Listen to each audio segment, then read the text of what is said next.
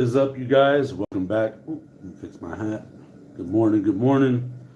It is a beautiful and snowy Saturday morning here in Connecticut. I'll show you guys a quick look outside real quick. I'll point you guys this way. Ooh.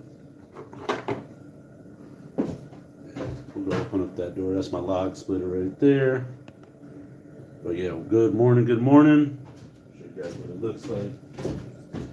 Oh, this hoodie? Yeah. It's on our Etsy. Beautiful snowy day. It just started picking up a little while ago.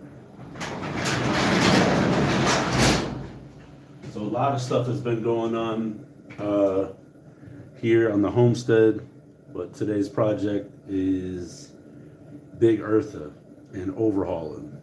Overhaul the BIG Eartha, that is. So let's go ahead and get into it. So probably the last video that you guys saw was me working on BIG Eartha. Give me 1 second, let me just tighten up this thing. There we go. Ooh.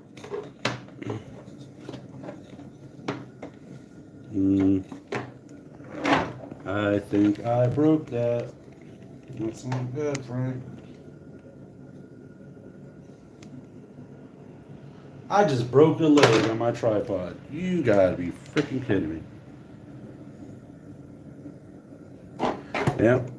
So now she only got 2 legs to stand on. So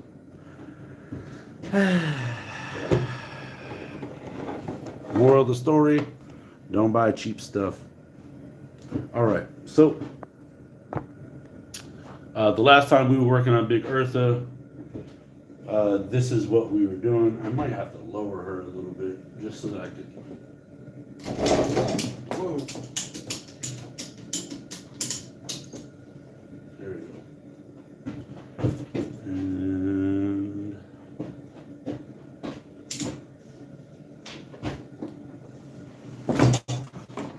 there we go. Just so that we could see better. So the last time we were working on BIG Eartha, we were going to get some switches. We were going to get a whole bunch of stuff done. But I'm going to tell you guys about my 100% completely avoidable mistake that I made. So the last time we installed 2 brand new 6 amp an hour Ryobi batteries, which this is what this truck will be powered on. So just to catch you guys up to speed, if you guys aren't aware, this was a truck that we found on the side of the road a few years ago. My son's been driving it since he was 2.5. Oh, let me just fix that. And this truck was a 12-volt truck that we put an 18-volt Ryobi battery in it. We put an 18-volt Ryobi battery in it for starters, and then we upgraded it to 2 18-volt Ryobi batteries, and we basically doubled the runtime. Now, my son has been doing some heavy log hauling here on the property. What's going on, Brent? Good morning. So my son's been doing a lot of heavy log hauling here on the property, and the motors finally gave out. They started smoking. It was crazy. So what we did was we installed 2 24-volt 775 motors in here with heat sinks. Let me see if I could show you guys what that looks like here. Whoa. Let me see. All right. So back there and back here, those are 2 brand new 775 motors with heat sinks with fans on them. So what we did was we upgraded it from a 12-volt truck to a 24-volt truck. Now, in case you didn't know, Ryobi doesn't make, I don't think that they do, but I don't own any 24-volt tools. Make sure you guys smash that like button. There's 12 people in here. There should be at least 10 likes on the video. So what we did was we installed 2 6 amp an hour Ryobi batteries to crank out 36 volts to the truck. But what happened was something along the way short circuited, and then it got me thinking because it actually fried one of my brand new 18 volt Ryobi batteries. I just got it, so naturally I went to Home Depot, went to go exchange it, or because I actually bought these on the Black Friday deal, to find out that they don't have them anymore, not in a 2-pack. So I was like, all right, well, let me just go see how much a 1-pack is. One battery, one 6 amp an hour battery, I think it goes for $160.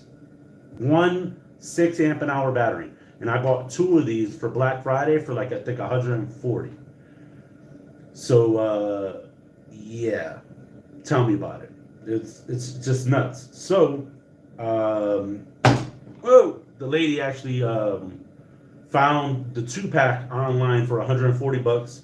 So she returned the old ones, got me store credit, purchased them on the .com for me, and had them shipped directly to my house. So that's these right here. So got me thinking. I just got a brand new box of parts and stuff. You know, what could I have done to solve that issue? Inline fuses, and I don't know why I didn't do it with the old one, with the old setup. But I think part of the reason why I didn't do it is because I never had that issue before. It never burnt out a battery. The fuel pedal cost me about 13 to 15 bucks. And well, I guess it depends on the supplier, I guess. So anywhere from like 7 to 15 bucks. So I think what I'm going to do is, just to help mitigate all the risks, I'm going to put inline fuses between each of the batteries, because now I got them wired so that it's one 18 volt battery, times 2, which is 36 volts on 224 volt motors. And this truck wasn't even really on the table. It really wasn't even making contact with the table, but it had so much torque. I felt like Vin Diesel in the movie The Fast and Furious, when he was explaining it to Paul Walker in the first one, where, like, you know, this truck, it wanted to just drive off the table. Like, it moved with the back tires. It just wanted to float away. And I felt like Vin Diesel in the first Fast and Furious, when he was like explaining to Paul Walker about his dad's Dodge Charger, when he was like, it had so much torque, the chassis twisted off the line. So this thing is gonna haul. I'm telling you, this thing is gonna haul. So what we're gonna do, first and foremost, we're gonna install 3 30 amp inline fuses, one between the 2 batteries, one on the positive going to the truck, one on the negative going to the truck. And that should be a triple protection system for the truck, so I don't burn out the pedal, but more importantly, so I don't fry a 21, you hear me?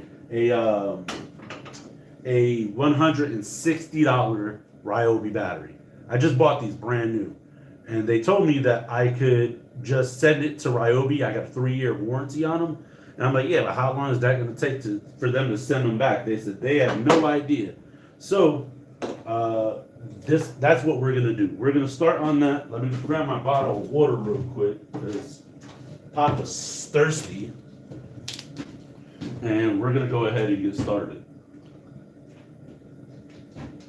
I got my propane heater on in the back.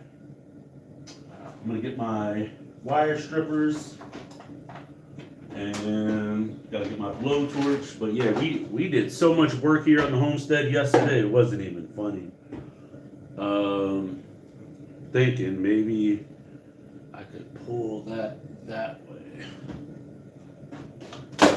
Hey-o. Trying to see if I can figure out a way that I can. I'm just dropping everything. That I can put more light over here.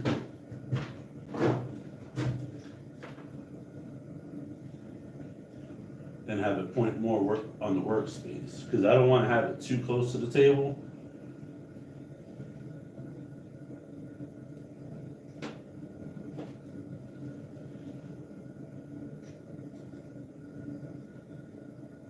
Bear with me a second.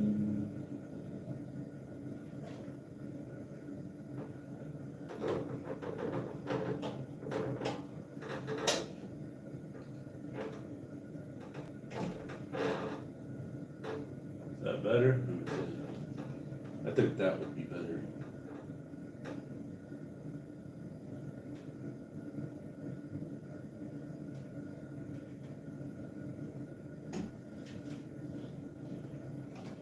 I'm just trying to get this light.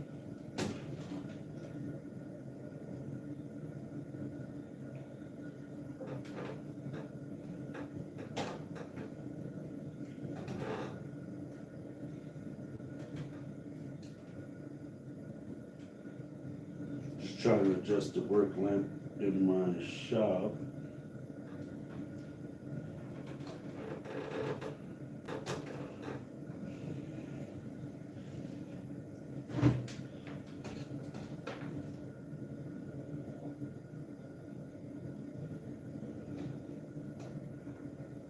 I don't think that's gonna hold. Nope, sure didn't. Let me try a different approach. I should have did this before I started the live, but can't win them all, right?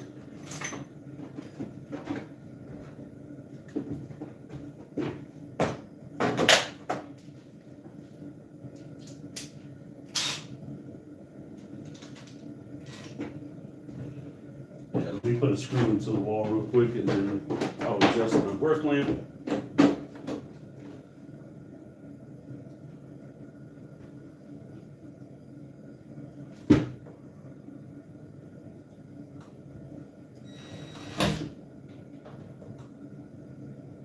But yeah, how's everybody's Saturday going? Basically just had breakfast.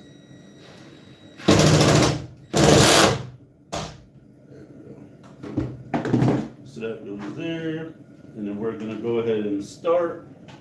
So I'm gonna pull this.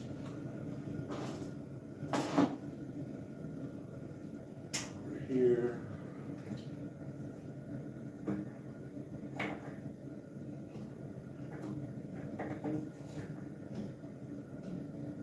There we go.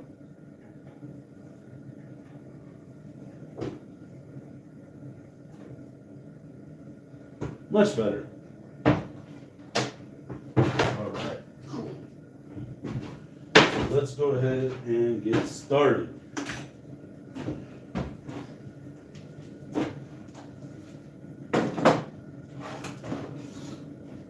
All right, so first thing I'm going to want to do is I'm going to want to, I saw one of these had some old like shrink tubing. So what I'm going to do is I'm going to fire up my torch, soften that a little bit, and then I'm going to strip these wires.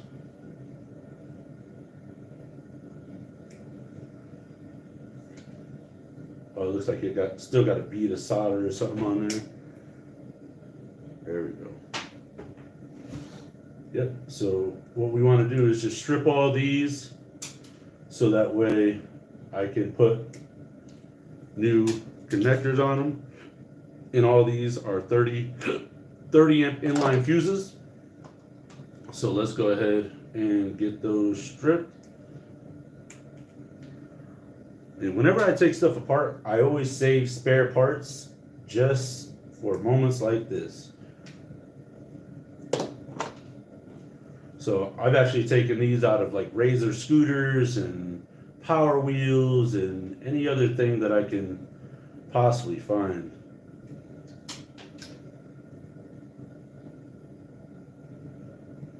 Then I was thinking about, you know, what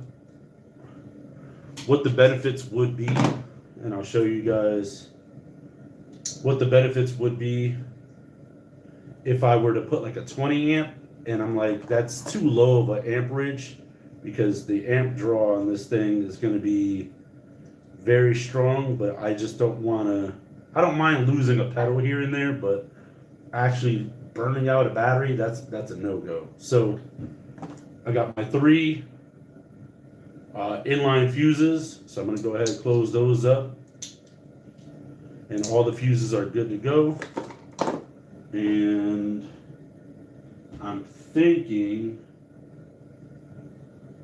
I don't know if I have heat shrink tube, not that small anyway.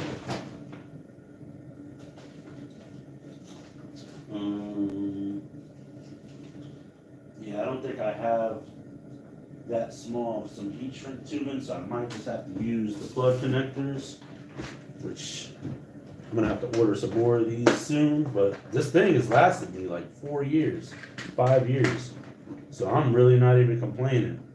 So let's go ahead and find. So this is the seat belt. I'm gonna put that over there so it's out of the way. And I'm just gonna have to follow this. So this is positive to this negative. So this goes direct to the battery. So I might have to just connect one of those. And this one goes direct to the truck. And then this one goes direct to the truck. So I could just put all the inline fuses on this side. So that'll actually work right here. So I got 1, 2, 3. So this is negative direct to the truck. This is positive direct to the truck.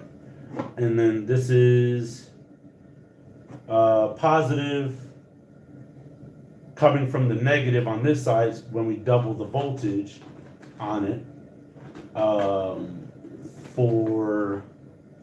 to make the whole rig go. So let's go ahead and unwrap this electrical tape. And so that way I could just put all the inline fuses on one side so it's not like everywhere. And this was like a last minute decision that I decided to do. So, because me losing that $160 battery, that hurt, you know? I mean, granted, I was able to go ahead and of course, anytime you're doing any electrical work, you want to make sure that the truck does not have any power in it at all. So just keep that in mind. I have no batteries in here. So yeah, I'm gonna do these one at a time so I don't lose track of what I'm doing.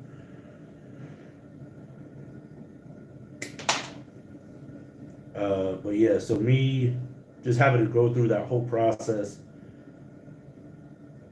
Oh, man. There we go. And I think it's the blue connector.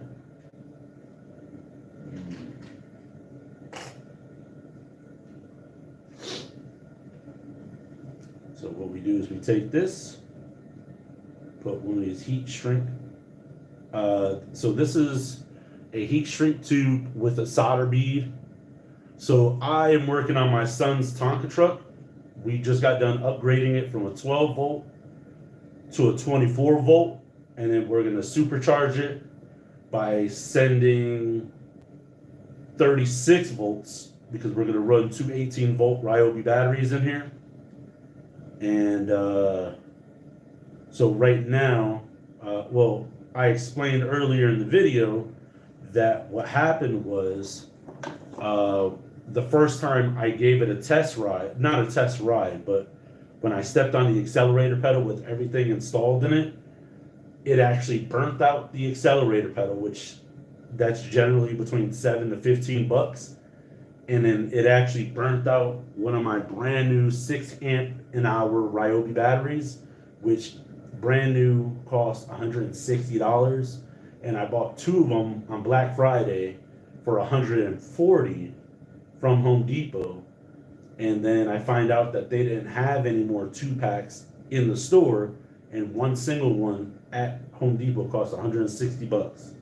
So I had to have them order me another one or a replacement unit. So while I'm waiting for that, where's my blowtorch? I'm gonna warm up the propane in my small tank just so that I don't have any delays. So what I'm gonna do is I'm gonna twist the wires.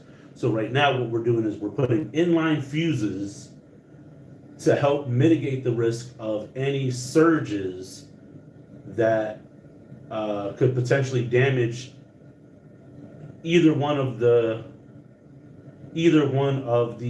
18 volt Ryobi batteries. And then actually, now that I think about it, I am probably going to install a fourth one for the accessories, which that's going to be kind of sketch because this one has like a little baby wire on it, but we'll make it work. We will make it work. So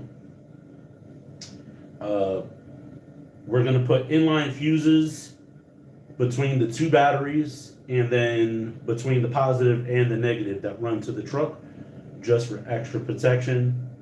I'd rather replace a couple 30-amp fuses than to replace a $160 truck battery, Ryobi battery, because that powers all of my Ryobi tools. So let me grab another blue connector, and then I'll have to place an order for more of these connectors.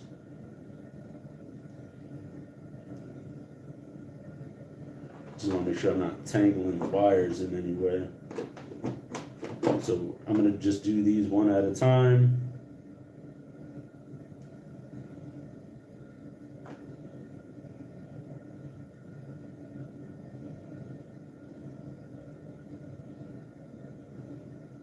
There we go. Sweet.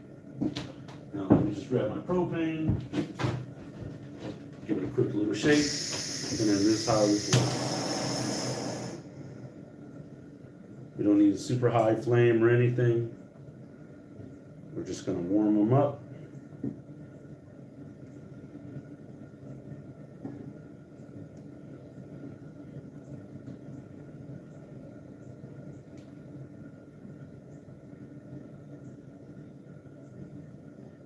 Then I was actually able to find the toggle switches that I had been looking for.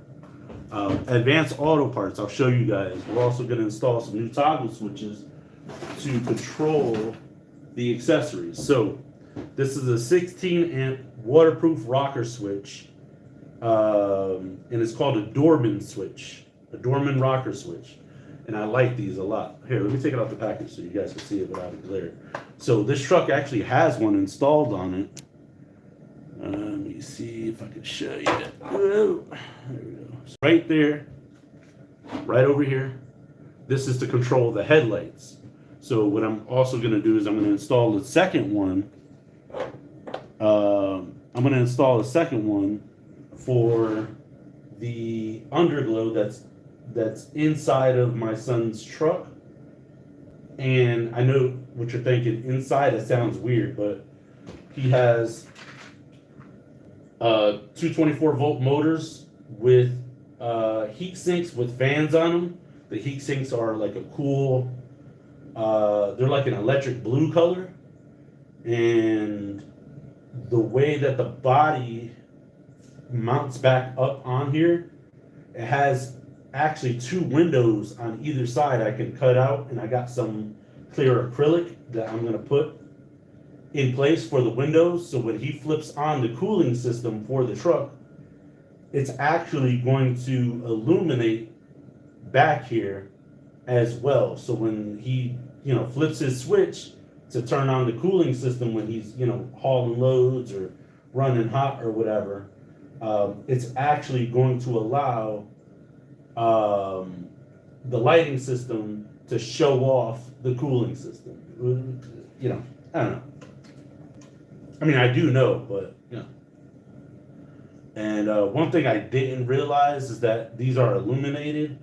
And if someone could give me the wiring diagram on how I should hook this up, because I don't remember how to do that. I should have did that before I started the live stream.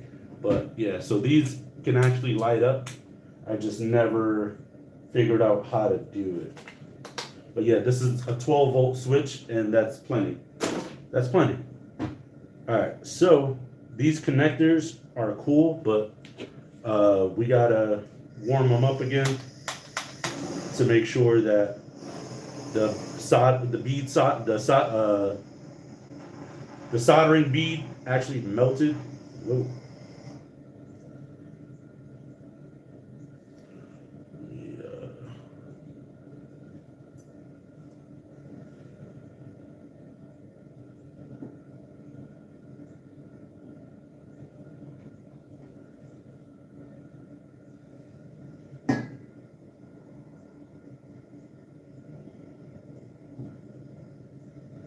And we don't really drive this truck in the rain or anything like that, so that should be good. Turn that off. So while that's cooling, I'm gonna pull that to the side. We're gonna install another one right here. So this goes from the negative of the battery on this side to the negative of the truck. And again, this was all completely avoidable. I never had the issue, so I didn't even think about it, if that makes sense.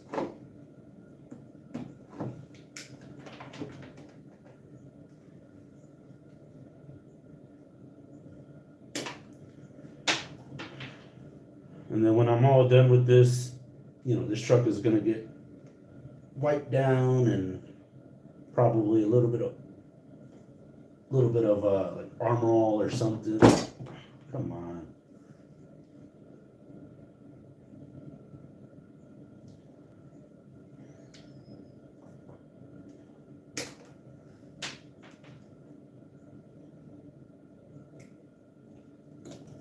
There we go.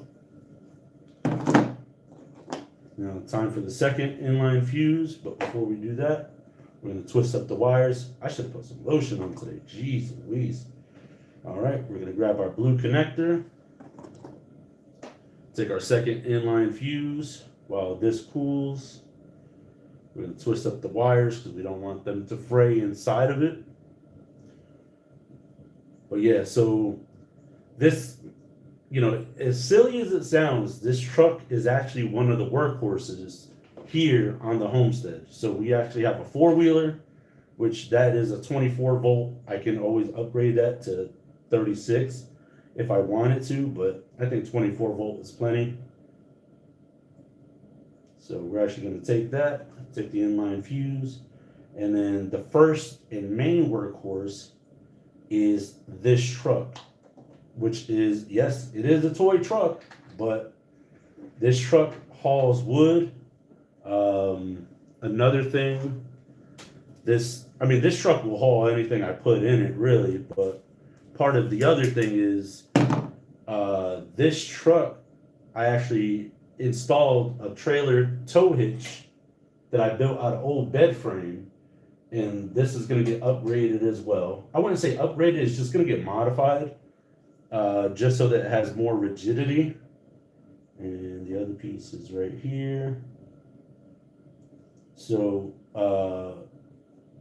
just for more stability, if you will, because bed frame is just angle iron, just like bolted together or whatever. So all right.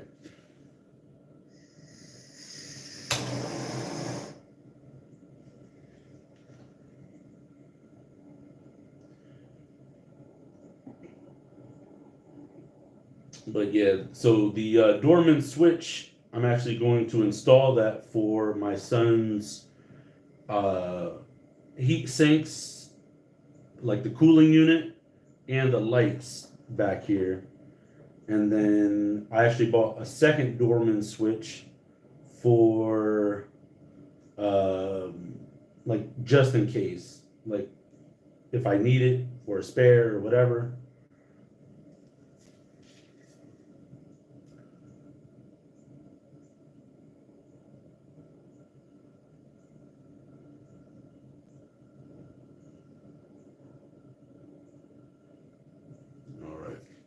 So while that cools, take a little sip of water. So yeah, this truck, you know, it definitely has a lot going on. Welcome to the stream. Make sure you guys smash that like button, please. It helps out the channel tremendously. So this is, I'll have to kill the lights out here, but I'll show you guys while that cools. This is an 18 volt Ryobi battery adapter, and that goes to this 12 volt voltage reducer. And let me get a battery for that real quick.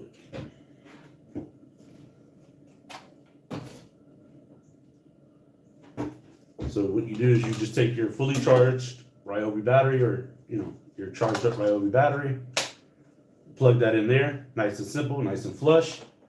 It reduces the voltage with that. And then let me kill the lights real quick.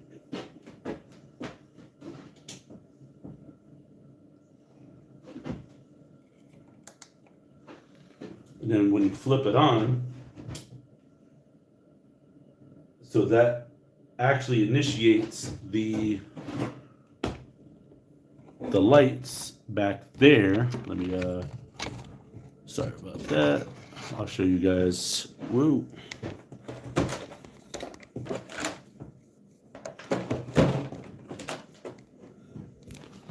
Yep. So that actually powers on the lights back here. So here's one motor, and then the potentiometer. All I gotta do is crank up the potentiometer, and then this cools the motors back there. I don't know why this one isn't spinning. There we go. There we go. So these fans are actually, I think, 5 volts. And I got them running on the full 12 right now.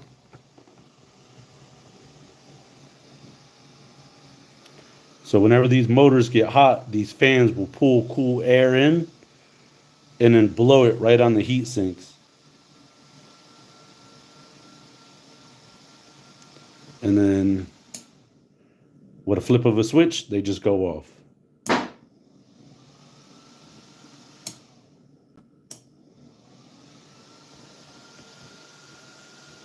Neat, right?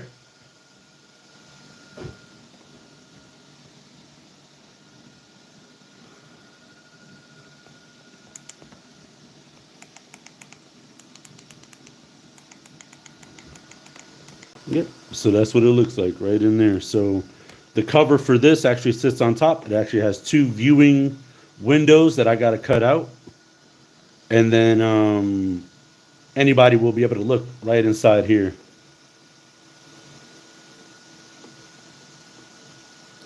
And then the beauty about this is that I have an adjustable speed controller there. I know this wire is like a little loose. I got to fix all that. This was just the setup, the testing setup. Variable voltage potentiometer here, so I can just turn it down. And then if the motors are running really hot, I could just come over here, crank that up.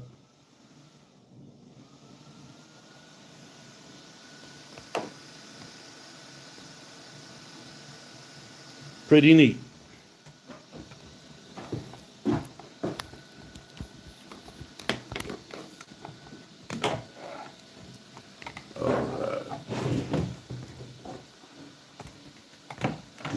Bear with me a second. Let me just set you guys back up.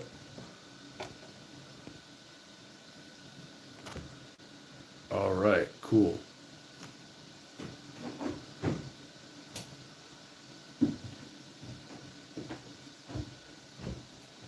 All right, so I'm gonna just flip that off, turn that down, unplug this, put that over here, and this distributor hub, I actually pulled that out of an old subwoofer. So for a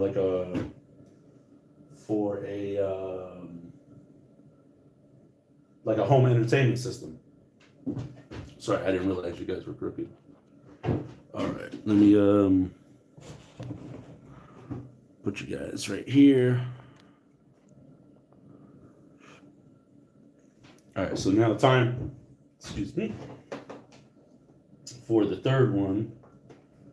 So we already did these two. Those feel pretty solid. So now we're going to cut that. And we are going to put that over here. But yeah, if you guys have any comments or questions, feel free to leave it down below.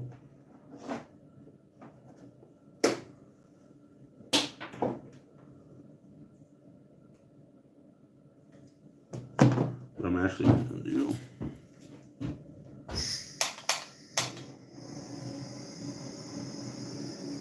I'm going to warm these up. Hopefully they'll come off easier.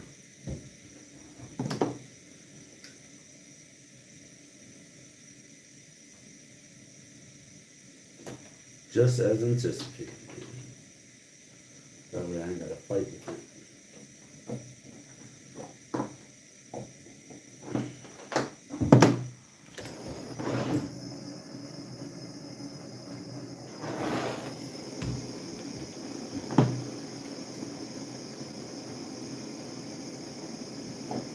There we go. Sweet.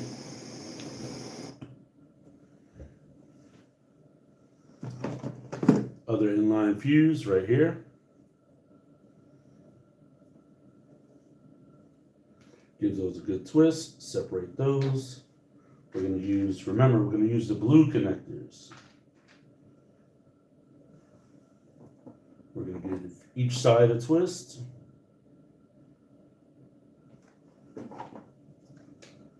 And I almost made the mistake of connecting those together, which that's not what we're doing. We are putting the inline fuse in with the system.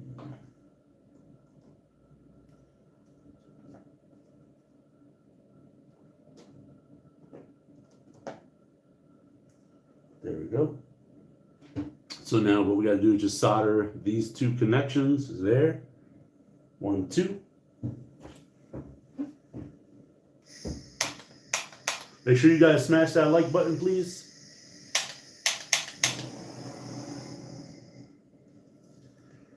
And we're going to go ahead and warm this up.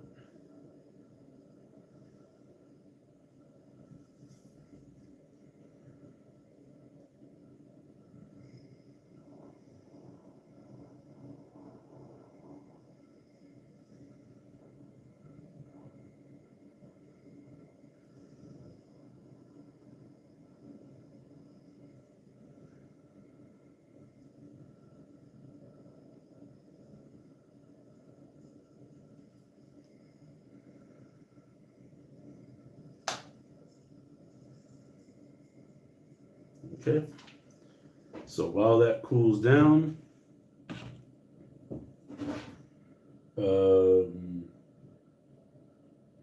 I actually want to put an inline fuse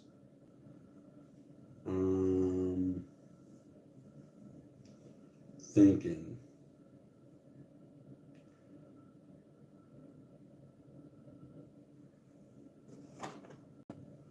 Maybe I'll just put the inline fuse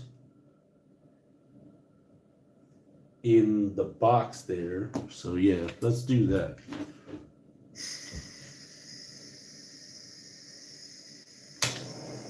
We're gonna warm that up. Turn the flame down.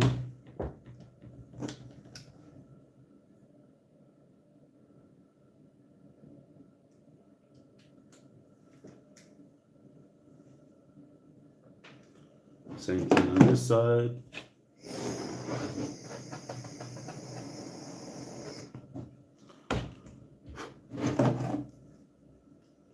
All right, welcome to the live stream. Welcome to the live stream. Could you use a lighter? Absolutely, you could use a match if you wanted to. Actually, funny story.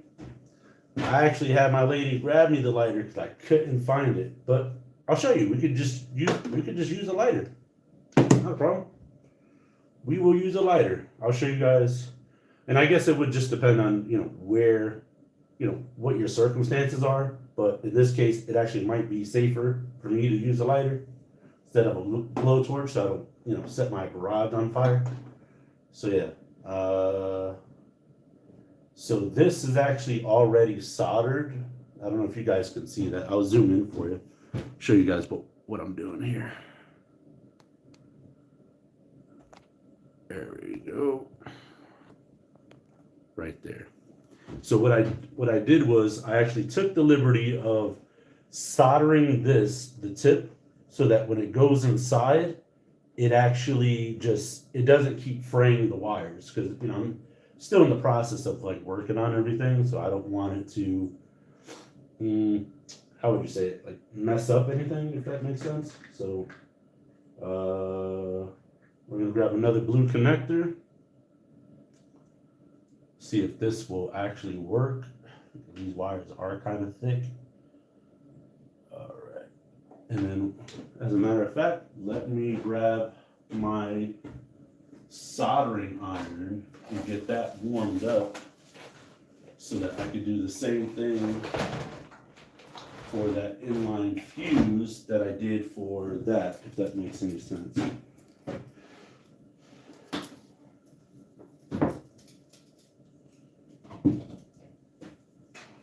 Alright, cool. So I got my soldering iron warming up. I'm gonna grab my solder and my flux. Put that chain up there, but yeah.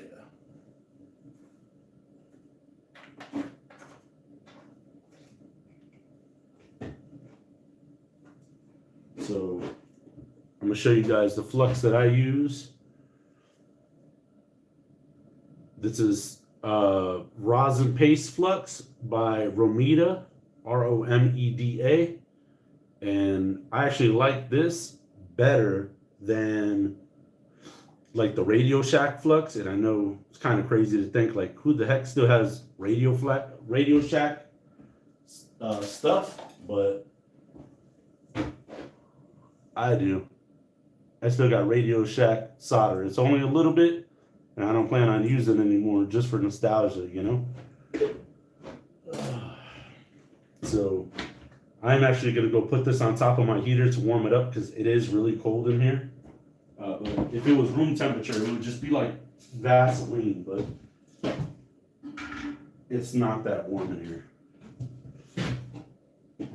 All right, so while the soldering iron is warming up, what I'm going to do, and while the paste is warming up,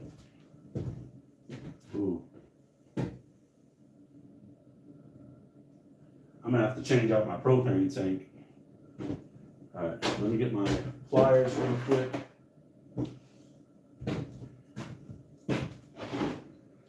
Because I have almost no more propane in that tank.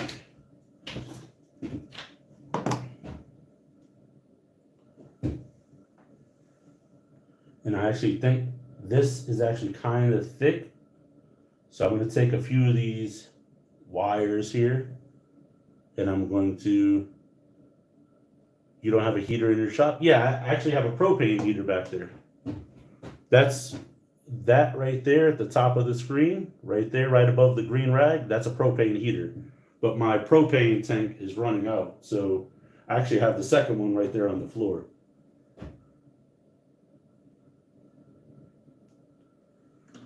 So I'm going to pull a couple of these wires off, like a couple of these strands out.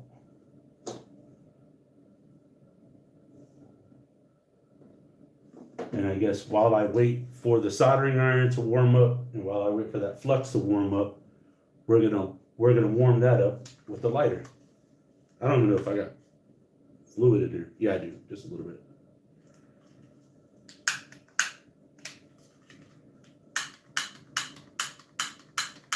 Come on, baby.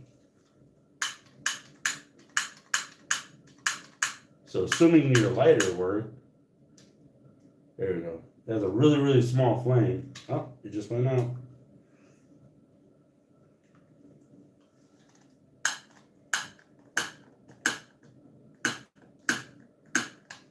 Yeah, this lighter kind of sucks. But yeah, you can do it with a lighter. You just, yeah, every time I move it, it goes up. Oh, there we go.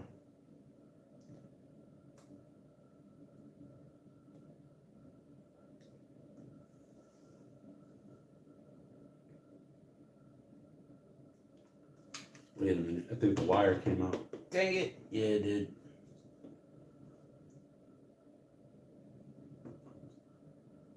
Oh, no. Yeah. The wire came out. All right. Let's give it a shot. Put this in here.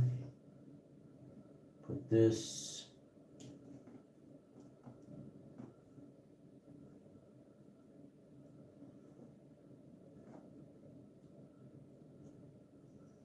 There we go. Let me go see if that flux is ready.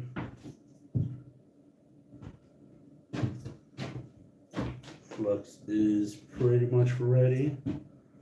So we'll go ahead and give this another shot.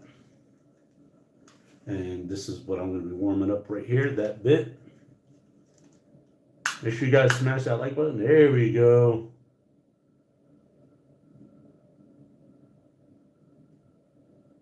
So we're going to warm that up.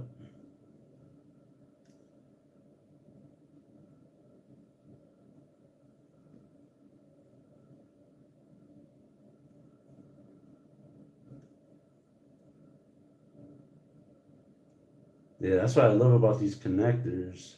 They're so good.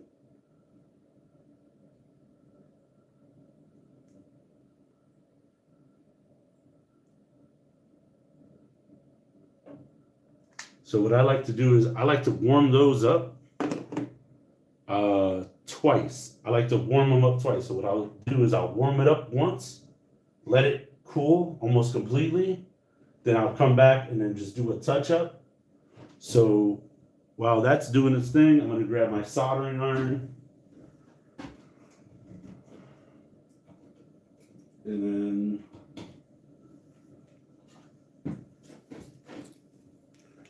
then plug my soldering iron here into my power inverter. So I actually have an 18-volt Ryobi battery power inverter.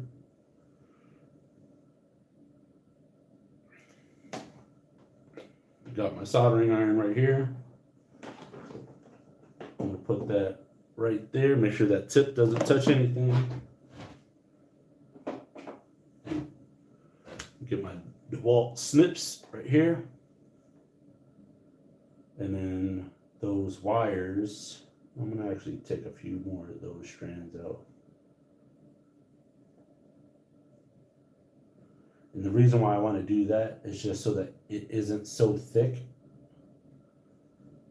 So when I go to put it inside the distribution box for the power accessories, it's not so, there just isn't as much resistance. So what we're going to want to do is we're going to want to take this bit and just rub it in there.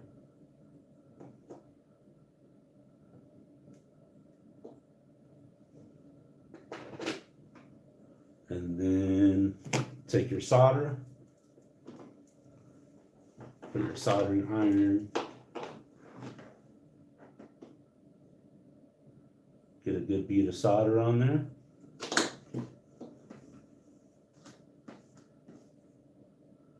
And then we're going to just put that on right there.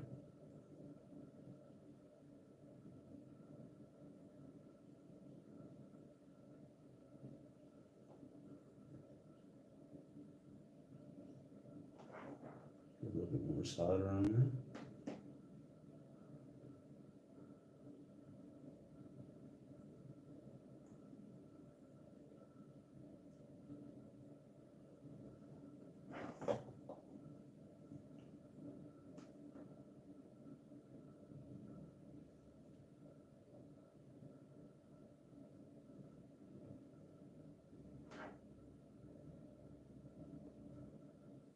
Okay.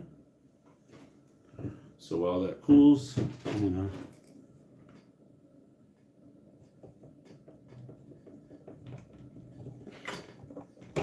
gonna unplug my soldering iron. And now,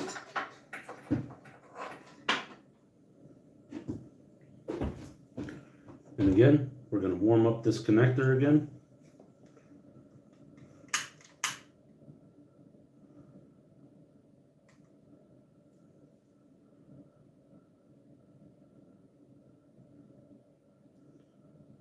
And we're just going to make sure that it's as good as it can be. Not too long. And just bear with me. I'm going to change out my propane. Because that thing is barely giving off any heat.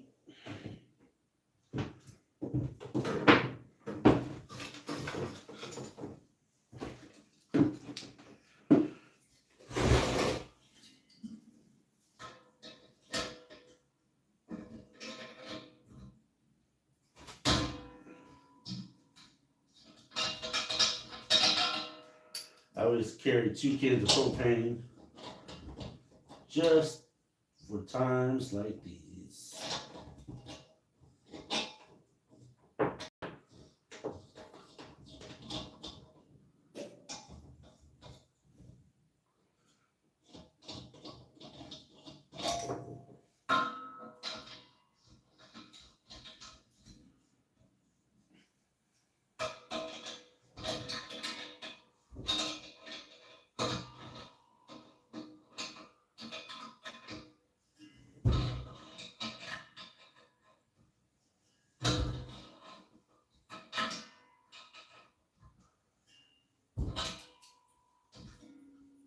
Just like that, new propane tank is connected.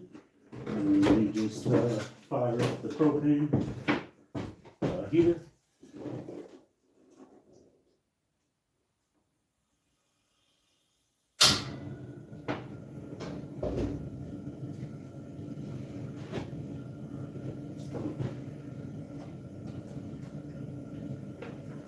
There we go.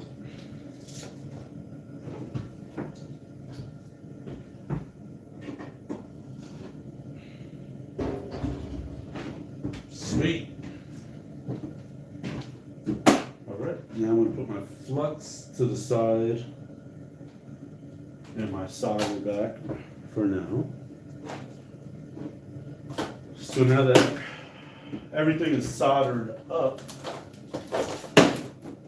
what I got to do is I got to connect the switch and then run the wires for the accessories.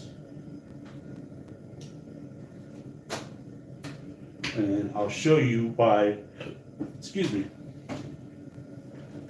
I will show you why I selected the power switch that I did.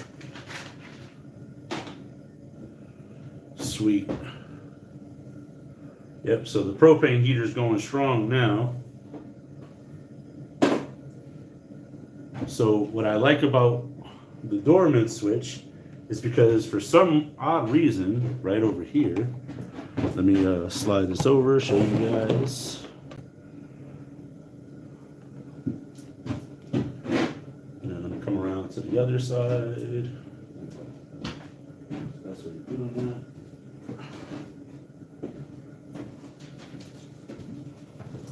Bear with me 1 second.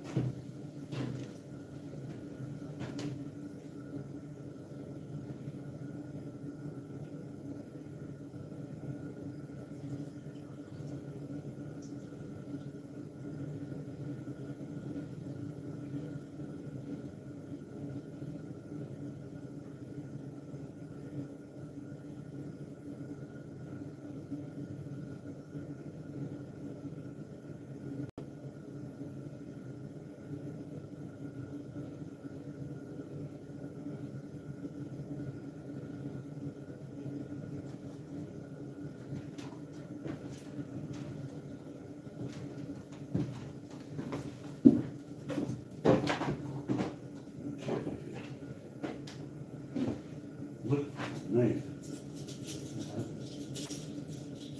Oh yeah, I got it right here in my pocket. All right. Get a little warmer in here. Let's go.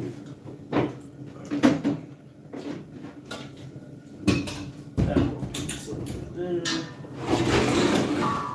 That propane cylinder there. And then I might have to raise you guys up. Let me see. Yeah. Or maybe.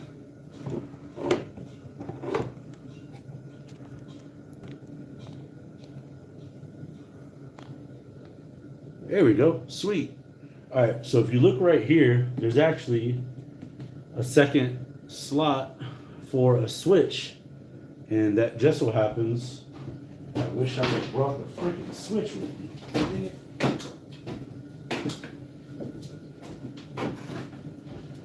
Yeah, let me try to find some wire as well.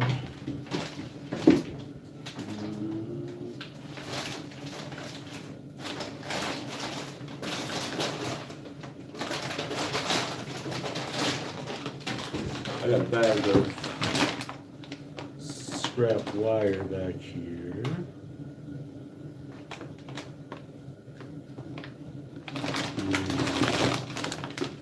That's all heavy duty gauge stuff. I don't even need that.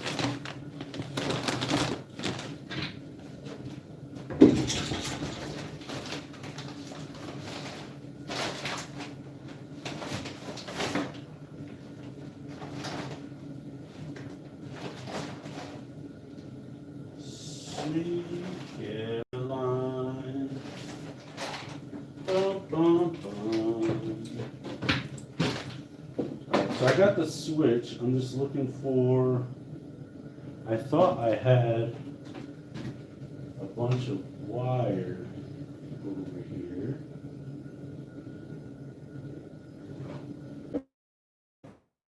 Anyway, I know I got wire over here, right? It's just a matter of finding boxes with it.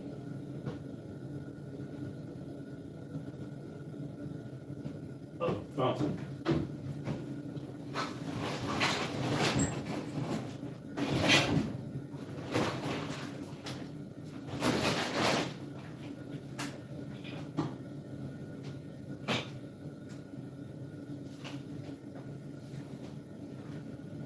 There we go.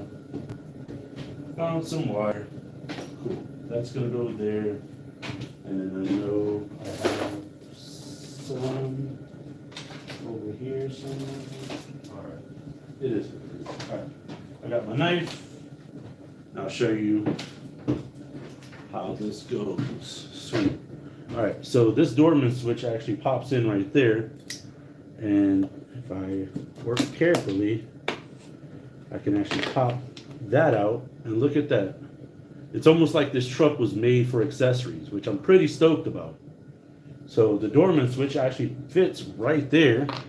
Can't complain. Look how easy it was to create that hole, that gap right there. And then take your doorman switch. And you can buy these at Advanced Auto Parts. So if anybody's working on their son or daughter's truck or vehicle or something like that,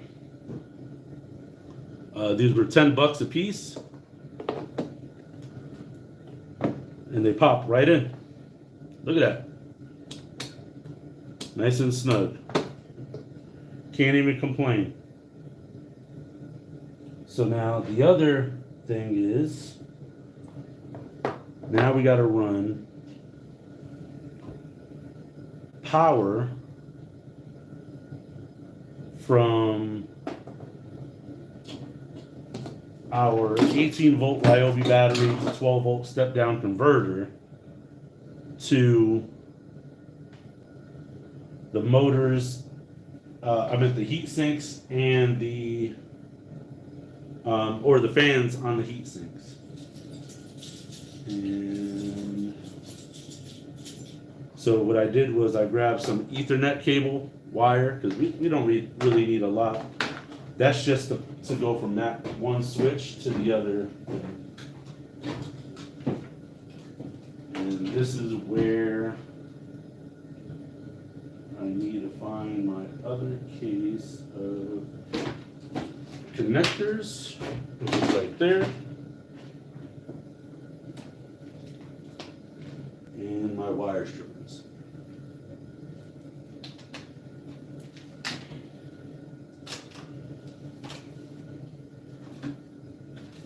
Alright. So wire strippers, I thought I had them over here, but I don't know what happened. We got wire cutters. Does anybody see my wire? Oh, wire strippers right here. Got it.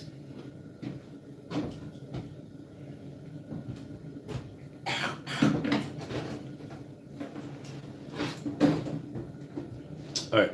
So the plan is to send. Let me set these inline fuses. Like that way. There. So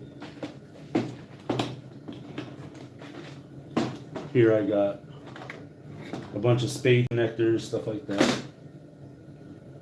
And I should probably go grab my battery just so I can do some testing. There we go. And whatever else I need. I can't think of anything else right now.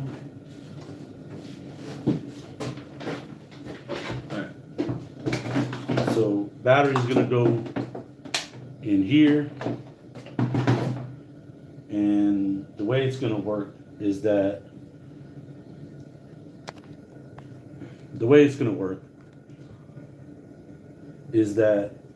this is the main power. So once I plug the main power into here, oh wow. That solder didn't even hold on there. All right, so I'll just make a conscious thing.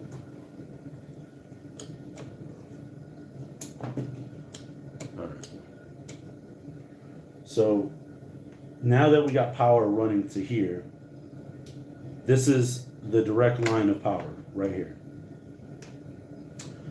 But for the accessories back here, what I need to do is I need to run,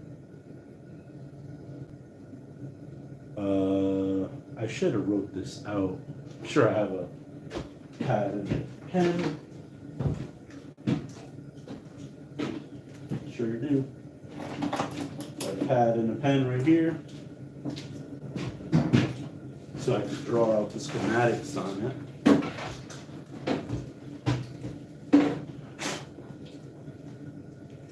So, excuse me if it's not proper, if that makes sense. So, this distributor box is already live, okay? So, any of the accessories, including the horn, the awuga horn, the headlights, and I don't know what's going on with the strobes. I might have to replace the strobe unit. The strobe unit just isn't working, but what I have to do is send power from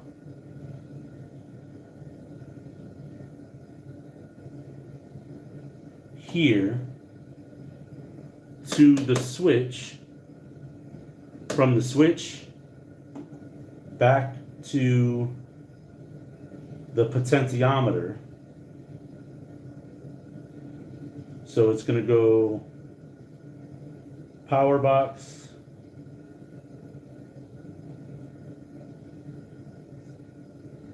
to on off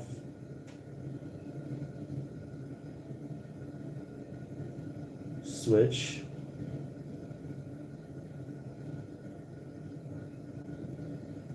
then on off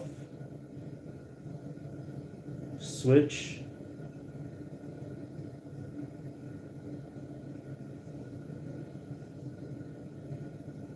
to potentiometer, and then that will give the potentiometer power. Meanwhile,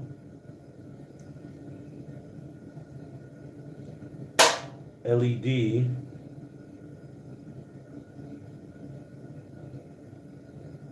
and potentiometer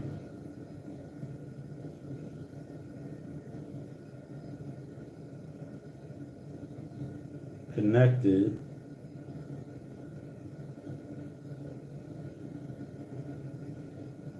to same power input. So it's going to go battery,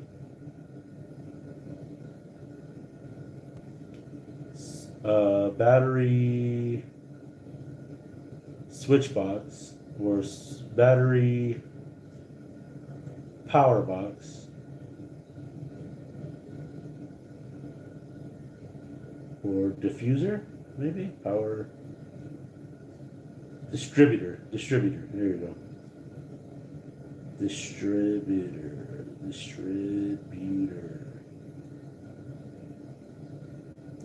Whatever. All right, so it's going to go power to battery. It's going to go battery to power distributor, which we already got. Now we connect the power. I'll leave this here. So now we're going to connect the power to the on and off switch. So let's go ahead and do that.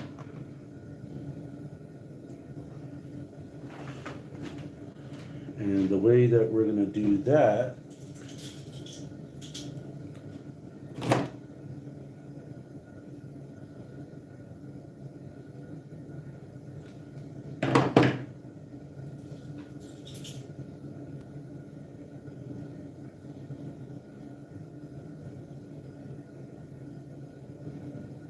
is we're going to take this Ethernet wire.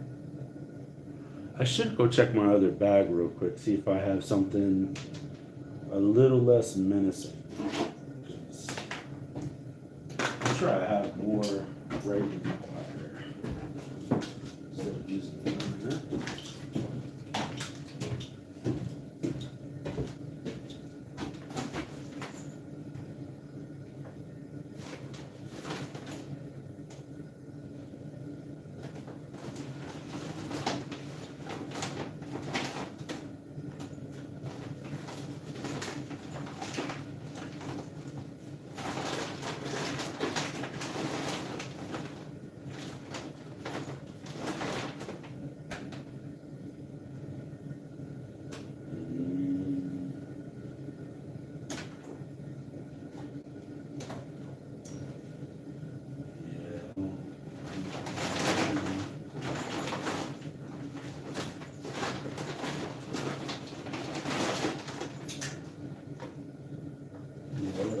Smaller wire.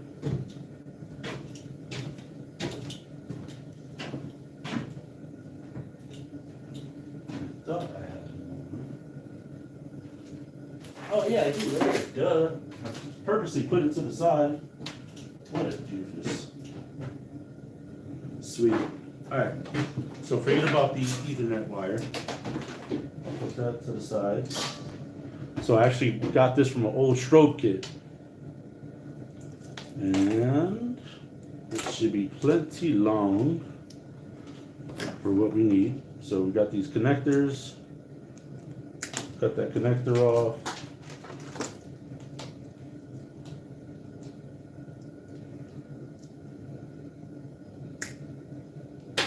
All right, cool. And we're going to strip these wires.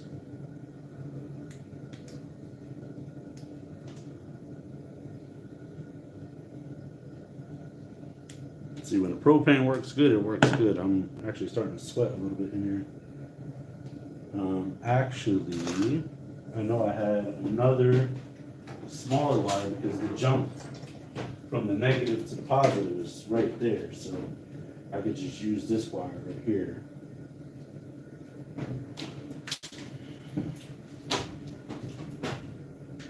Because remember, we're only running power from the battery distributor to the switch and then back to the potentiometer.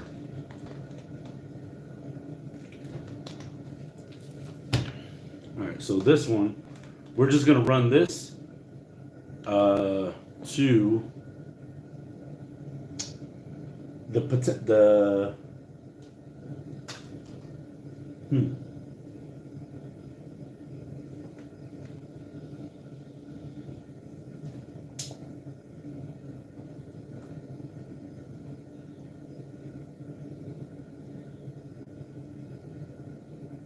I actually got to take that potentiometer out and slide it just so I can see what I'm doing.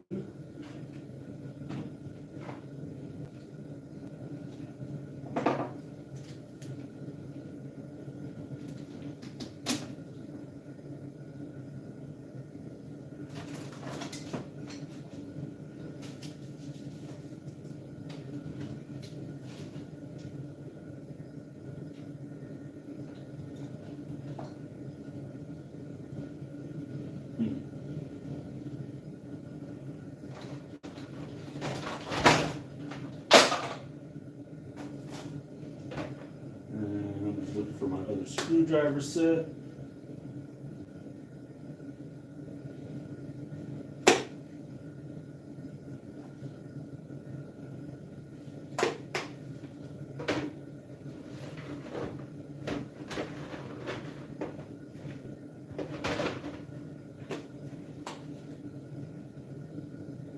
Got it. Sweet.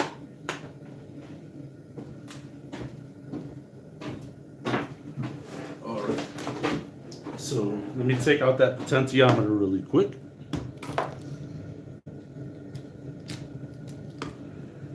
Borrow this battery.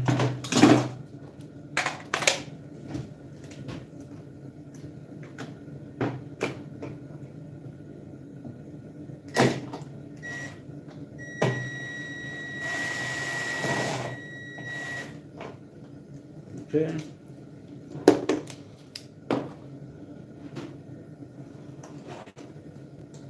Okay, now that we got the potentiometer right here, we can see what it looks like. Okay, so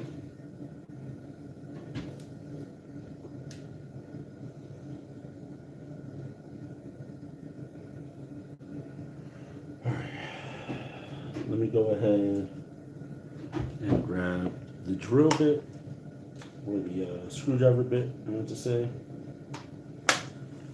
So take that out.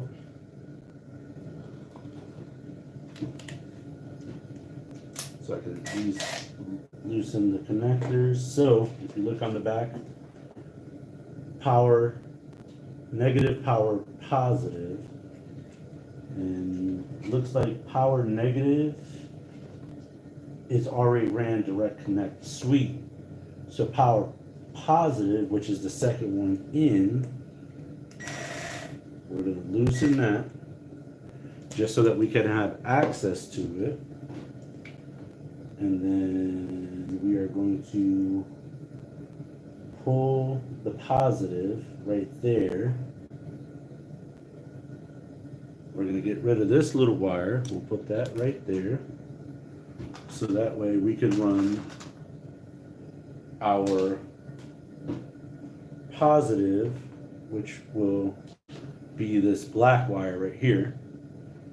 We're going to twist these up. And then I'm going to find a spade connector that is going to fit the back of the Dorman switch, which is going to be right here. If not, I might have to solder it.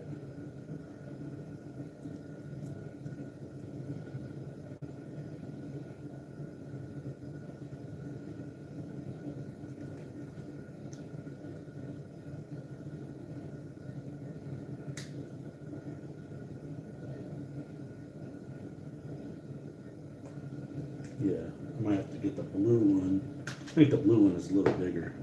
If not, I might have to use my angle grinder to shave those down a little bit. Let me see if I have any blue ones left. It's red.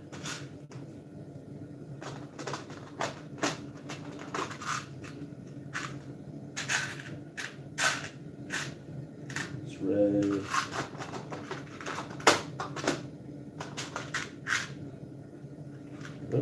Oh, that's a male connector.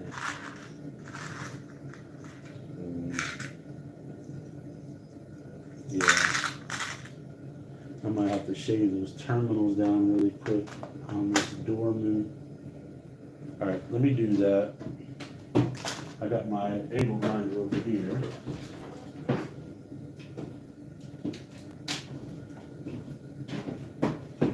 This will take a second. Bottles on me, as long as someone drank it.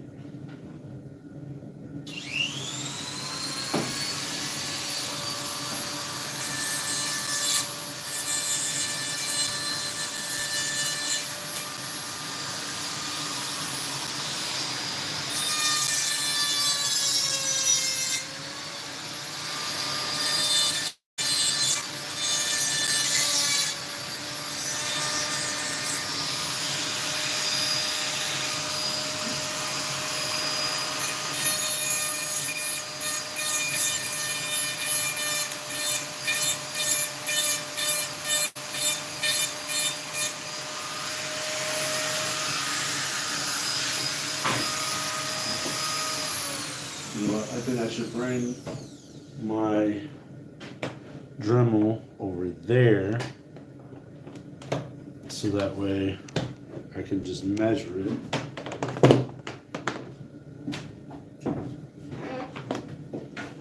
I don't want to shave them down too small.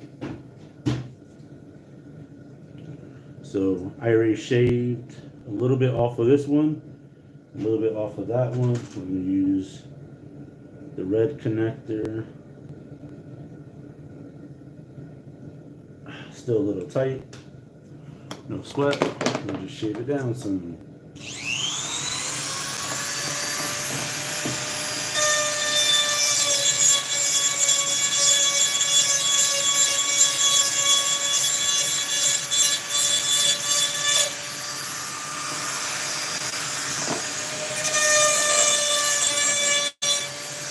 And off that corner.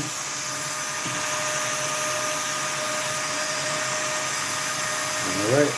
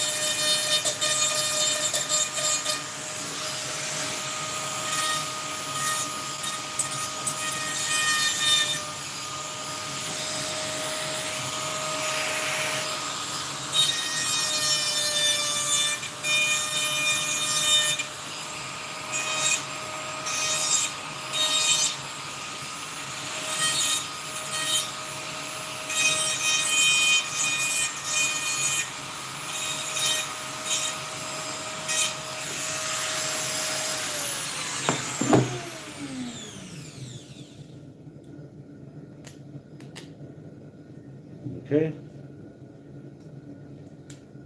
That fits.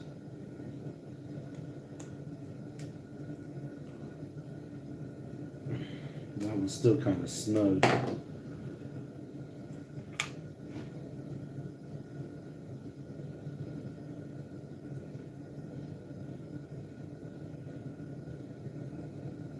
Yeah, I'll shave that one. I'll shave, yeah.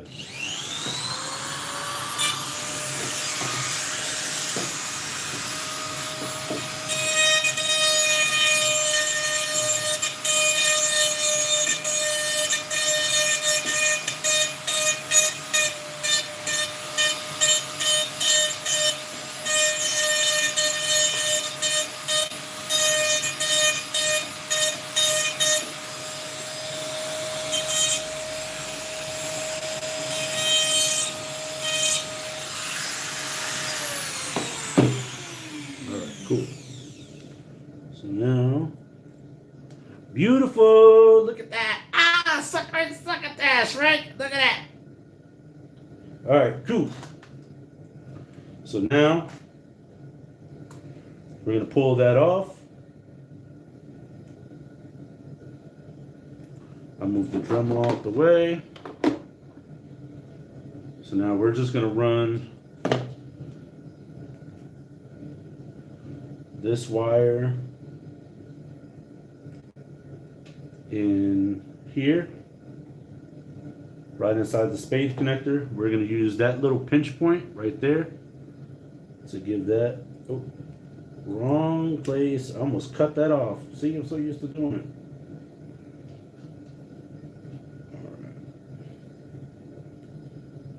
And use that pinch point to give it a good pinch, front and back of the spade connector. And then what we're going to do,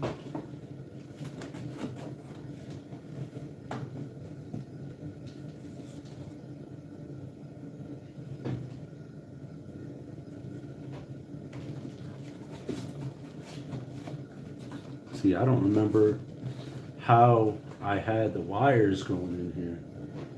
All right, well, that's in there.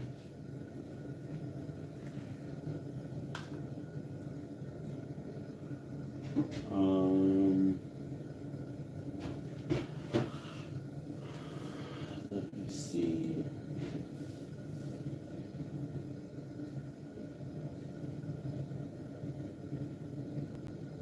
See, I don't remember how I had the wires going in here for the headlights.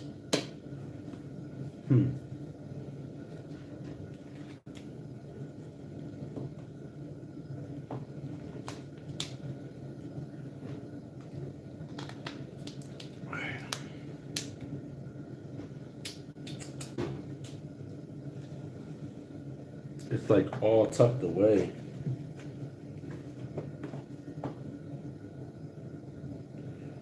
Alright, let me take this, move this. I'm gonna grab another spade connector, put that up there, put that up there. Close this so I don't spill it.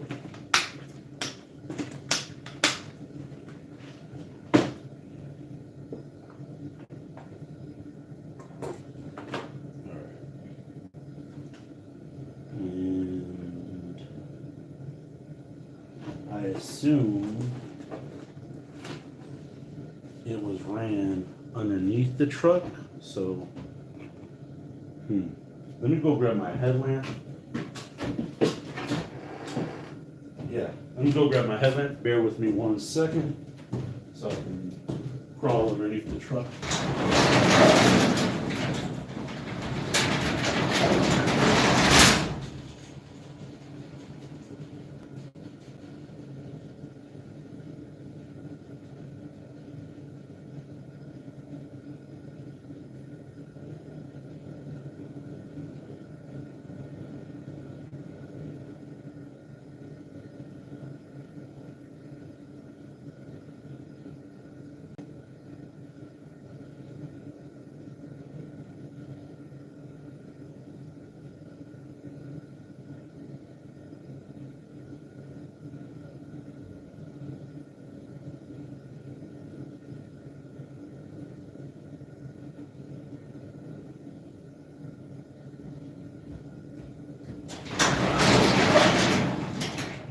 Got my headlamp.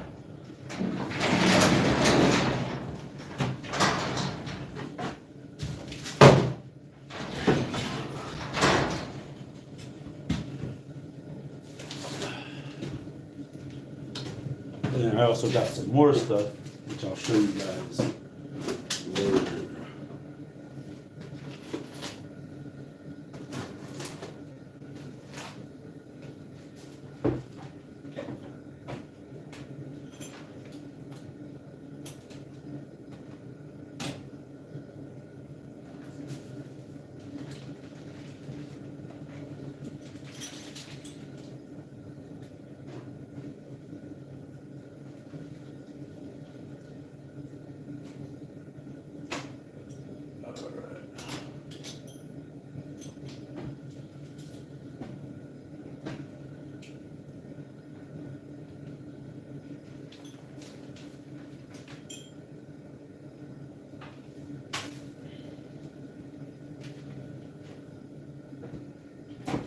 All right, got my headlamp. Now let me see how these wires are ran.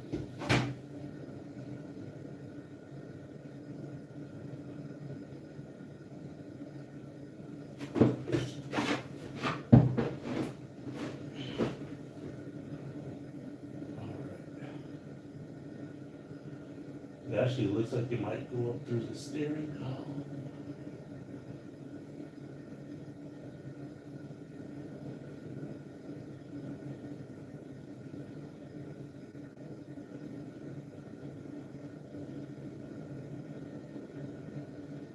Yeah, it looks like it actually might run up through the steering column.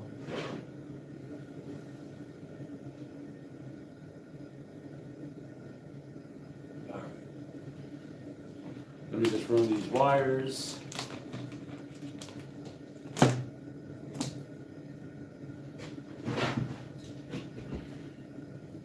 Hopefully it's long enough.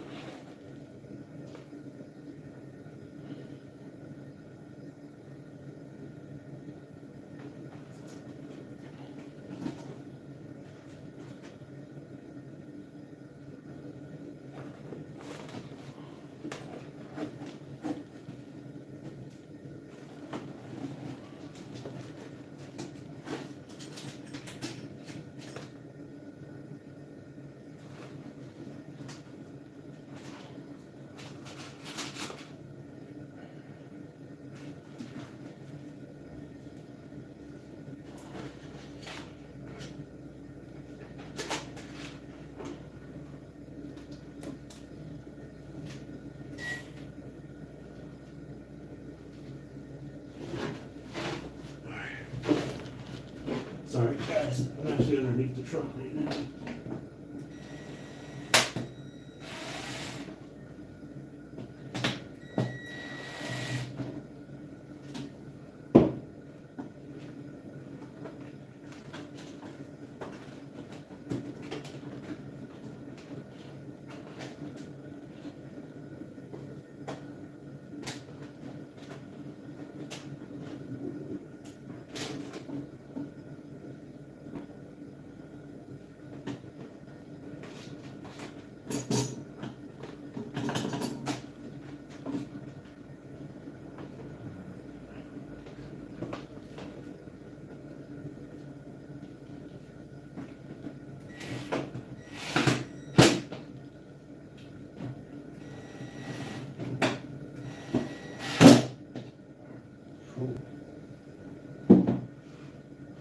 So I got that ran underneath.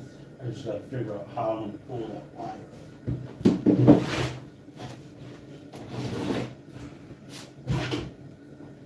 Alright, cool. Alright, so now I think the next best course of action would probably be to remove everything from here.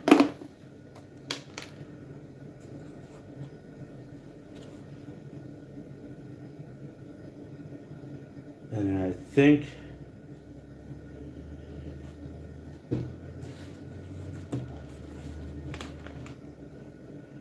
maybe perhaps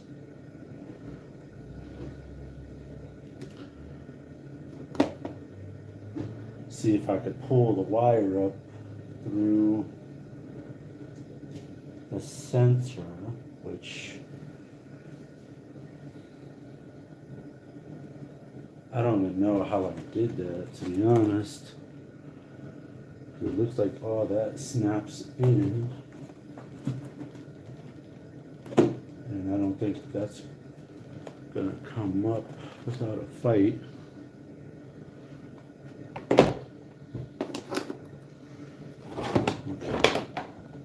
Ew.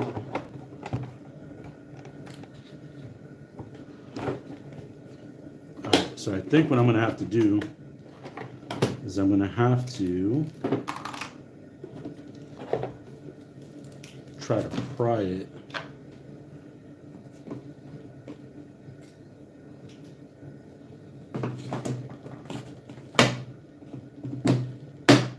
There we go.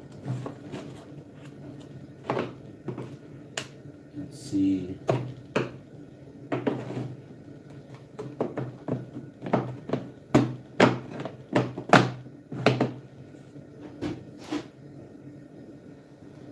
And try to see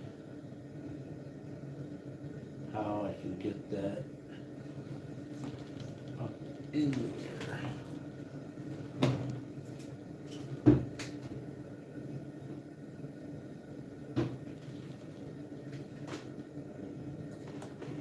Alright, so this is the wire right here.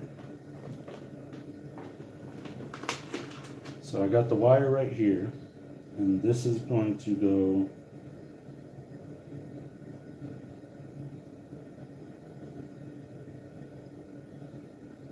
oh, look at that. I put the wrong side of the wire in.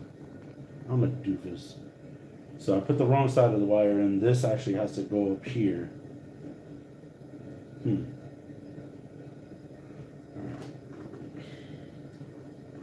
That's on there really good. That's all right. I'll just leave that up here for now. And I think what I'm going to have to do is I'm going to have to use one side of the wire for positive in and then positive out, because it is a double wire, if that makes sense. I don't know. I'm thinking, make sure you guys smash that like button. If you have any suggestions, let me know. It's either that. I don't think I have any longer double wire. Or what I could do is just feed it down there. Then feed it back up. Let me see if I have any other, like less flimsier wire, if that makes sense. Something that's going to be long enough that's going to be able to sustain.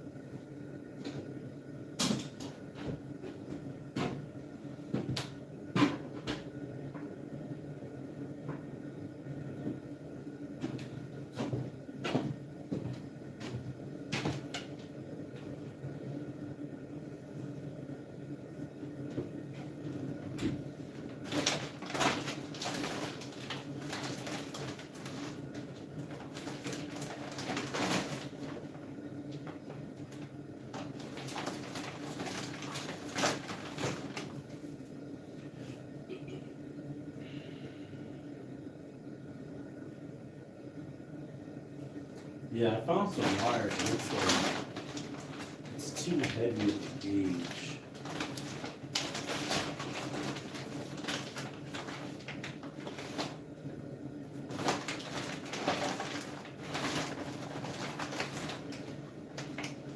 Oh, then I might found some. I found something. Ya-da-da, ya-da-da.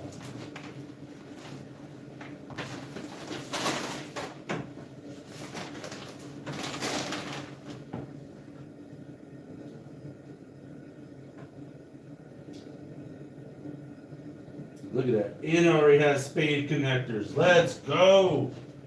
Oh, we're lit. This was freaking amazing, Frank. All right, let's see. I know everything's happening off camera right now. You guys can hear the excitement in my voice.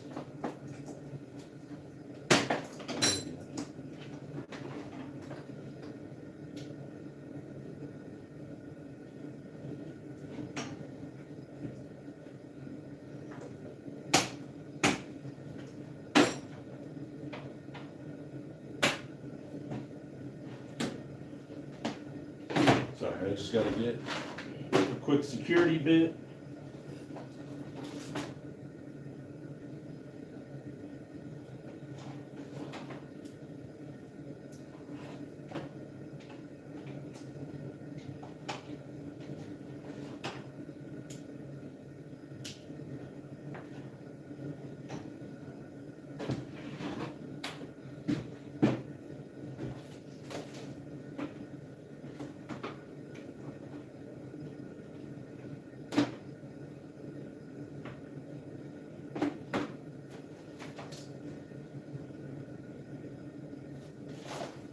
I think I found it.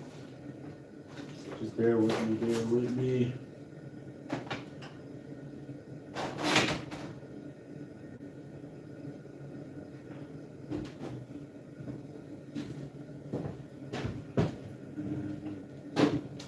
I'm going to need this drill.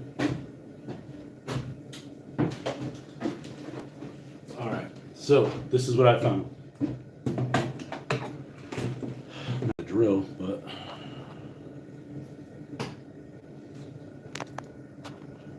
all right.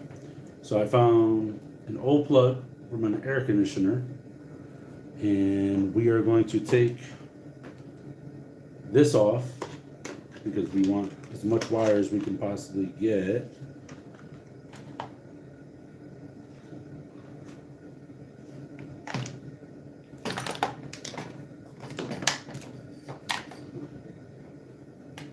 And I went in my security bit set, found what I needed to find.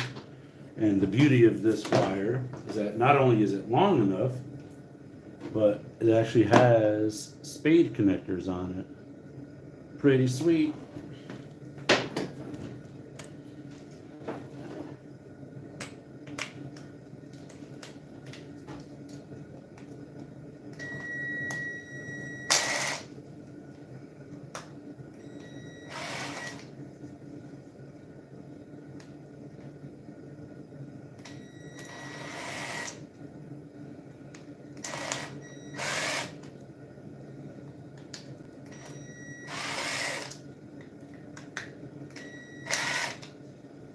Well, it looks like that security bit is only working for like some of them.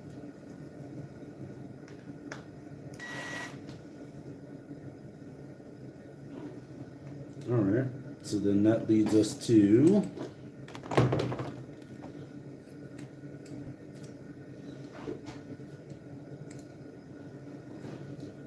dude, come on.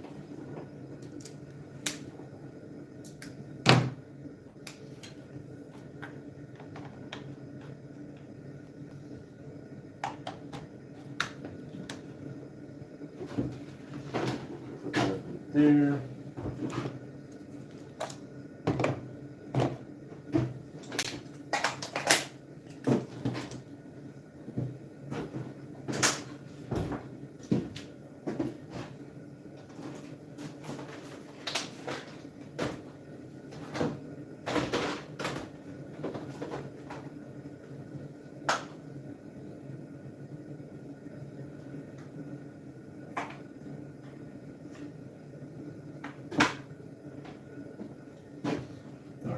So that leads us to this.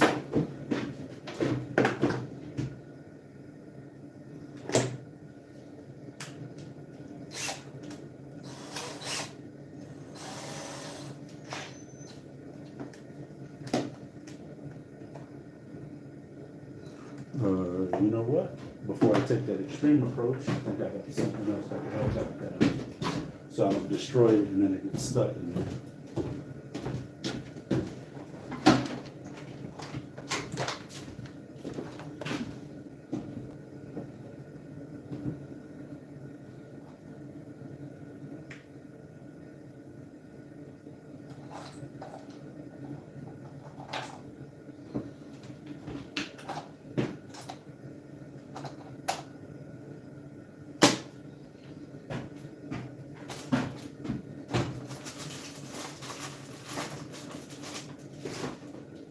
there.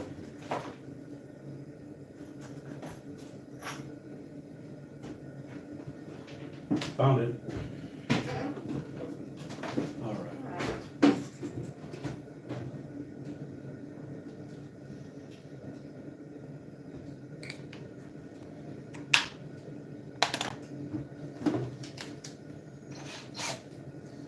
Yeah, so before I completely destroy it, because again, I don't want to cut the wire because I need as much length as I can have.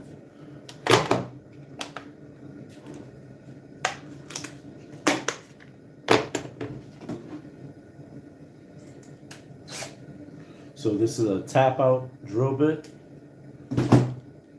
So this you can actually use that to drill it, and then use this on reverse to bring the bit out, or the screw out, I mean to say. But what I'll do is I'll just try to see if it'll just back out on its own. Yep, just like that. No pre-drilling required on this one.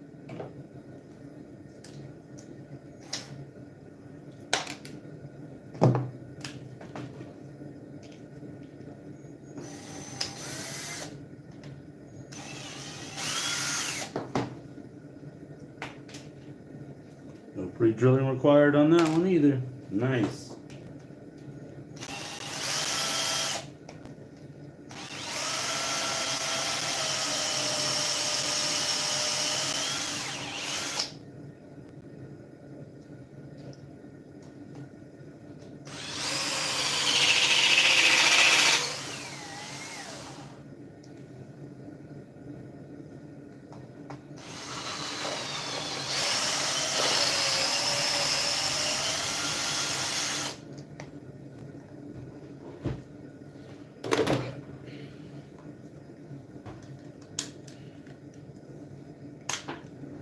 There we go.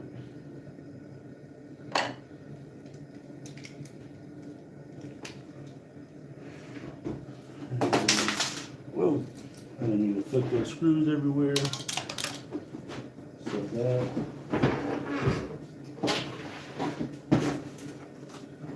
Just gonna get my wire cutters.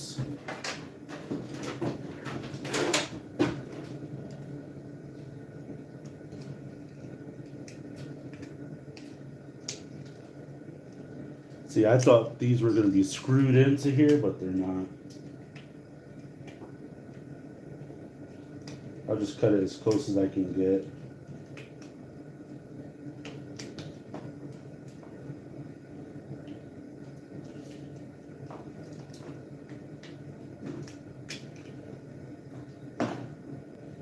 Yeah, so for that, I could have just cut it to begin with, but you don't know until you take it apart, right?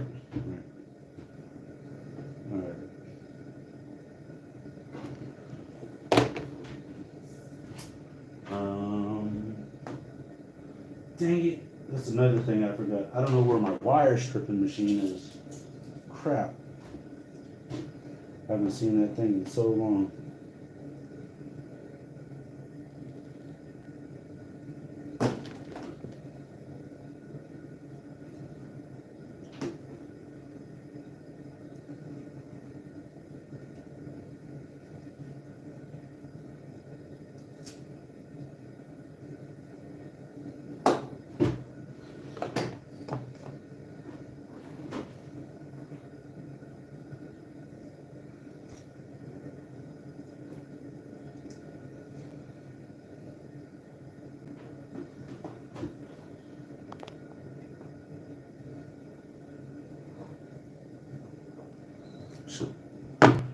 Wish I had my wire stripping machine. I don't know where it is.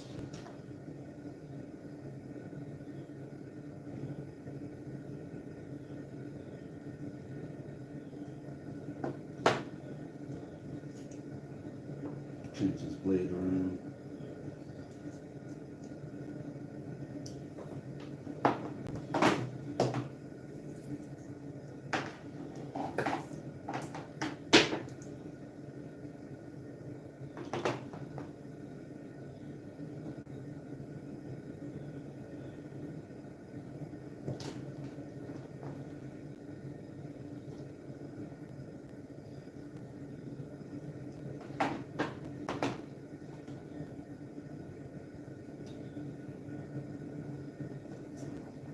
So what I'm doing now is I'm just cutting the jacket on this insulation. This would have went a lot faster if I knew where my wire stripping machine is. I actually have an automatic like wire stripping machine. I just put it in and then it'll cut the jacket and then you just gotta peel it off.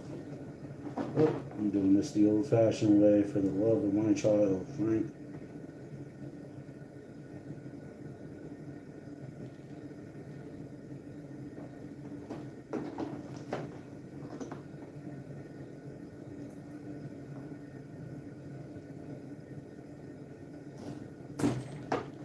You don't want to go too deep either.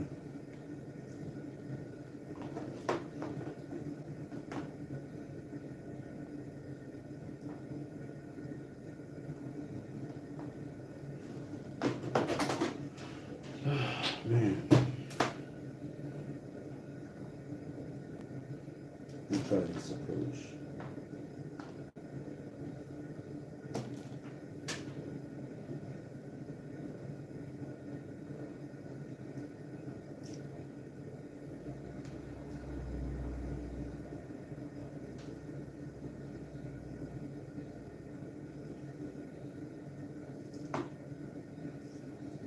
Oh, there's a string in here. Hopefully, if I take this string,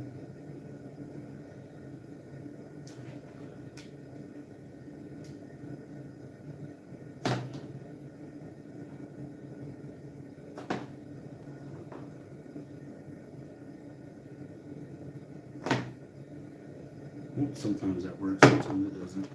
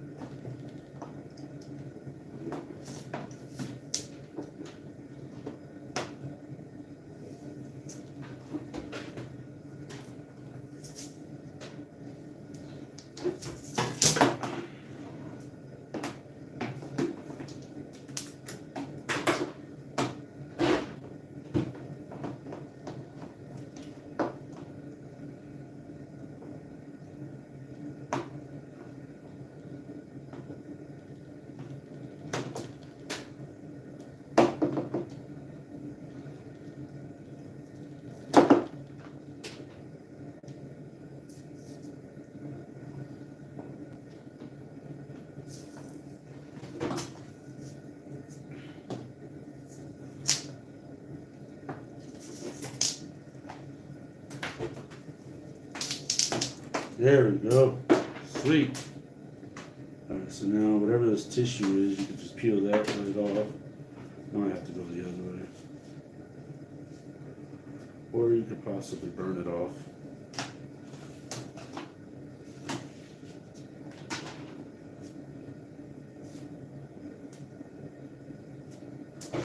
I ain't got time for that.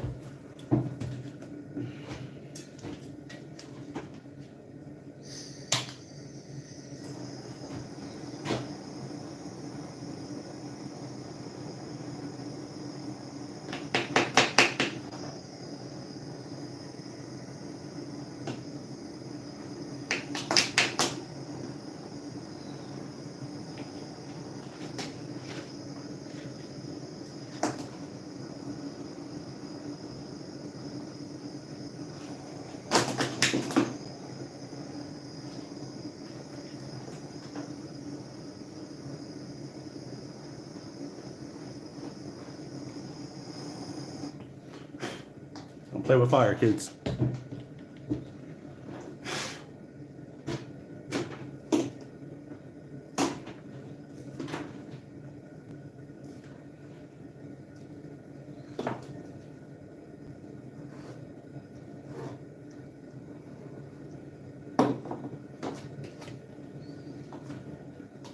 Okay.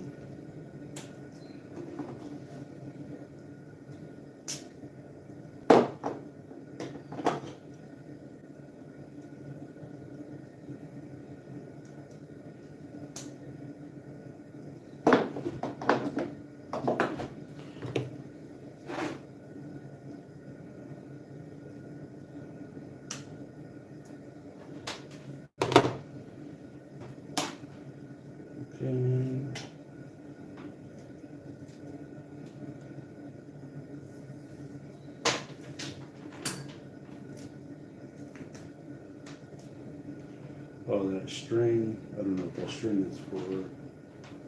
But there we go.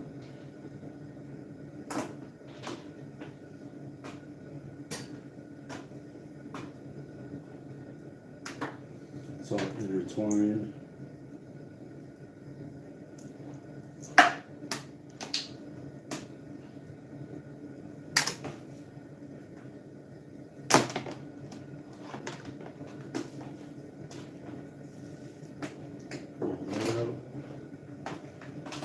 We're left with some copper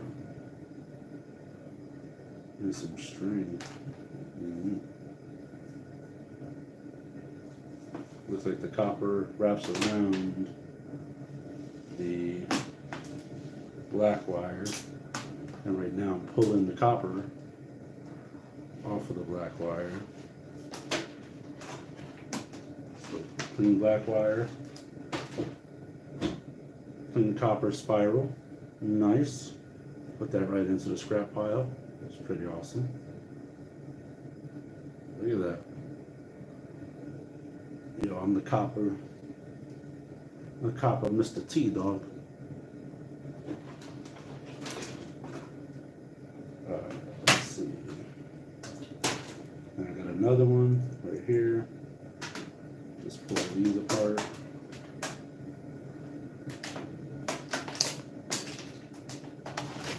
That goes right there. And we're going to just slide the copper off of here.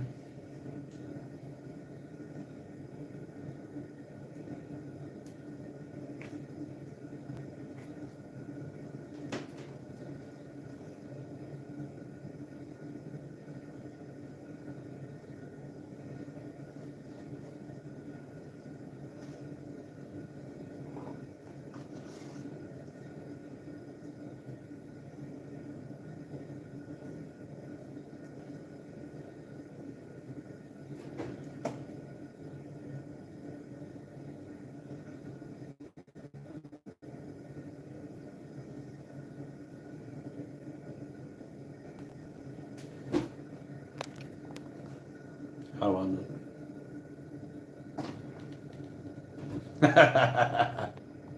Alright, cool. So now, enough playing around. Why you guys always playing around, Frank? Alright, so we're going to just be using the ones with the already connected spade connectors just to make life easier. So this green wire does not have one. It doesn't have a spade connector. It has a little eyelet on it. That's all right. We'll just put that to the side just in case anything else comes up. And just to make sure, spade connector fits. This one is a little bit smaller. So instead of using that one, we're going to cut that off. We're going to strip this wire right there, like so. We're going to twist this wire. We're going to grab another red spade connector, put that all the way in, and we're going to put that